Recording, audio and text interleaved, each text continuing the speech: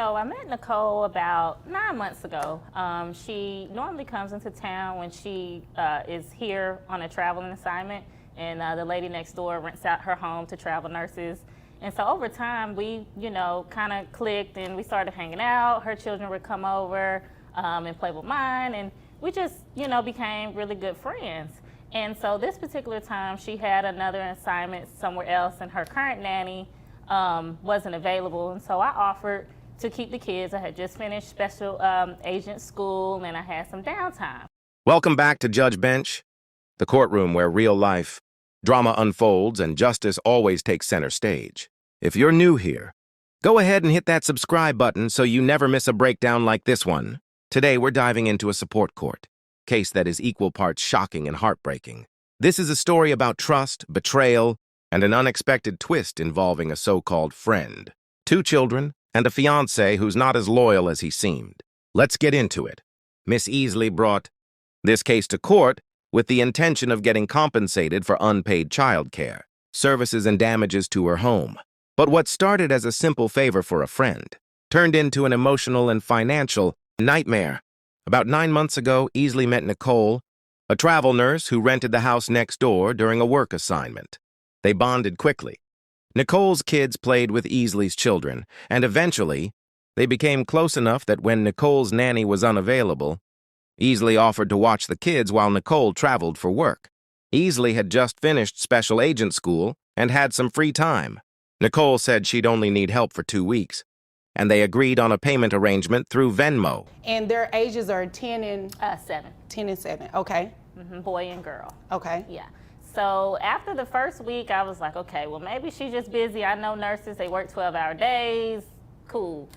The second week came around, I didn't get the next payment. The next payment would have been through Venmo.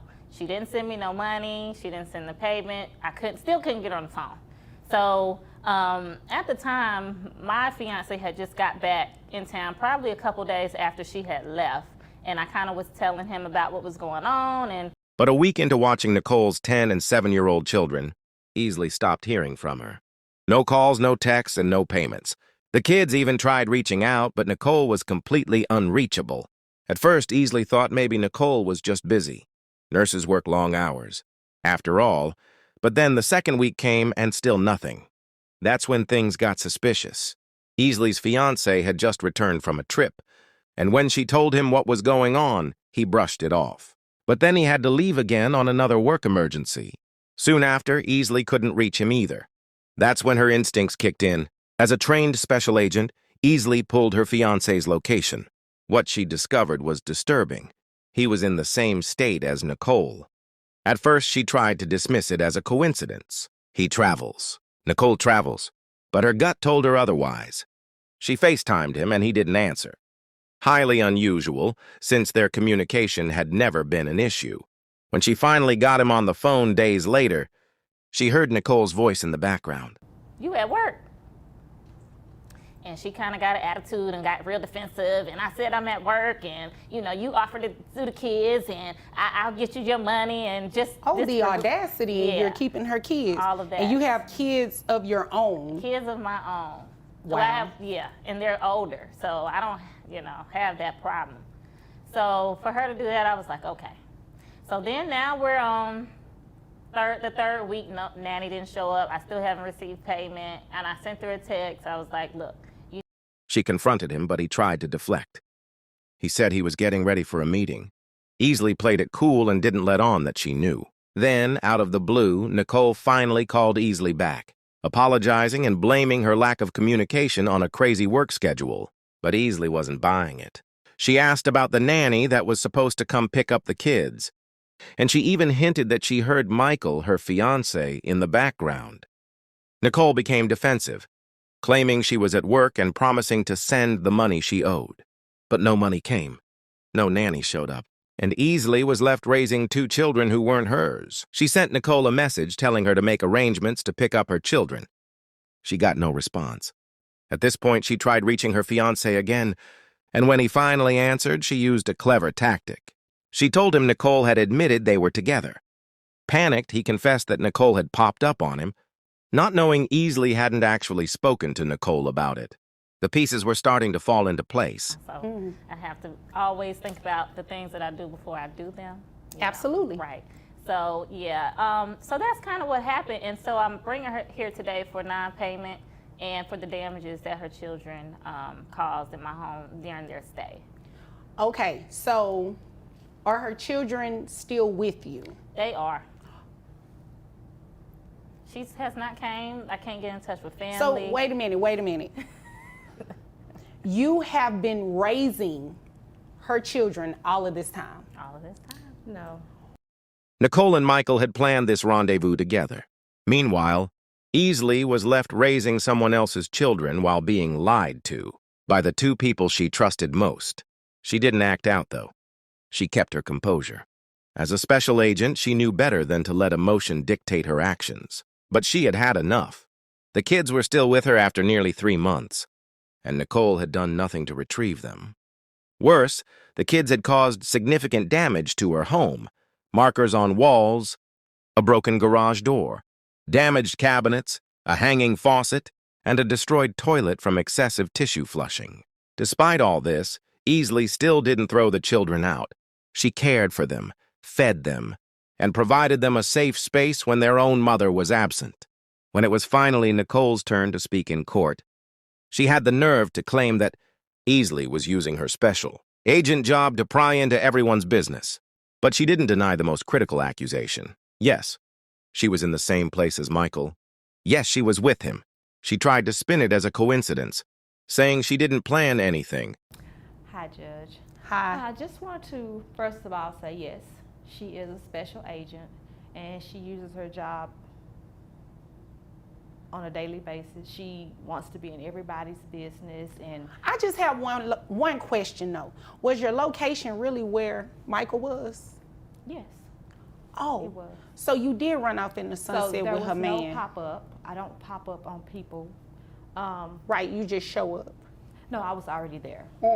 Yes. And that he just happened to be there. She insisted she had made payments through their joint account, blaming Easley's fiancé for withdrawing the funds before Easley could see them. But her story was full of holes. If the money was meant for childcare, why not just send it directly to Easley?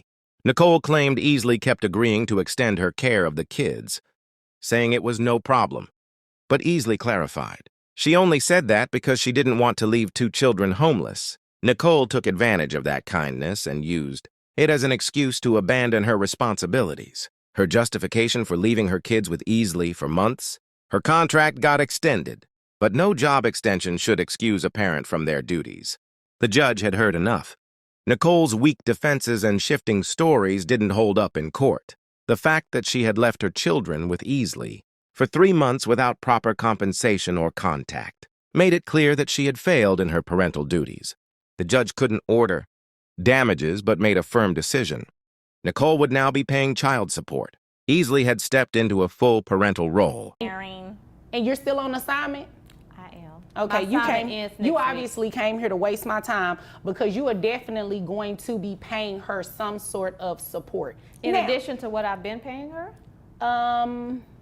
What how much have you been paying her? she gets $250 a week. $250 a week for a 10-year-old and a 7-year-old? Yes. She's that's what blowing that in 2 days on groceries.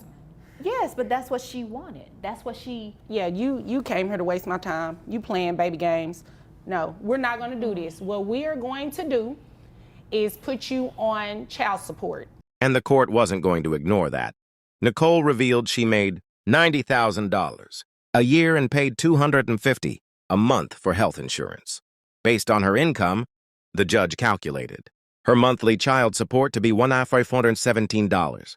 Nicole tried to argue that she'd be getting the kids back soon, but the judge wasn't buying it. Actions speak louder than promises, and Nicole's actions showed she wasn't in any rush to reclaim her children. The court's decision would stand unless and until Nicole resumed custody and proved her commitment to her kids. Before wrapping up, the judge couldn't help but note the most ironic twist. There were rumors that Nicole was now pregnant. The betrayal went even deeper than expected. Easley, in her final words, simply wanted Nicole to come pick up her children. That's all. She didn't ask for revenge, just for accountability. This case is a prime example of what happens when trust is broken, when kindness is abused, and when people fail to take responsibility for their actions. Easily stood tall, stayed composed, and fought not just for compensation but for what's right. And that wraps up this dramatic case here on Judge Bench. If you found this breakdown as jaw-dropping as we did, make sure to like the video and subscribe to the channel for more real courtroom drama and in-depth commentary. We bring the facts, the emotion, and the justice every time. Thanks for watching, and we'll see you in the next session.